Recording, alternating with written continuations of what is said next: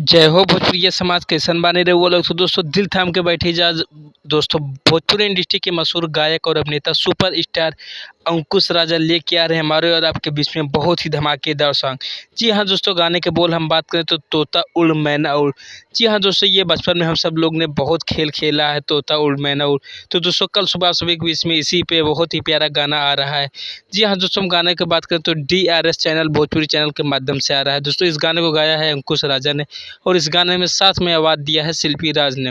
तो दोस्तों कल है 15 अक्टूबर, कल सुबह सभी के बीच में ये गाना आ रहा है DRS फिल्म चैनल के माध्यम से सुबह 6:45 पे। तो दोस्तों जितने भी अंकुश राजा का फैन है, आप सभी लोग तोता उड़ मैना उड़ पे बहुत सारा प्यार और आशीर्वाद है, गाने को सुपर डुपर हिट बनाए, देखना ना भूलें DRS फिल्म पर।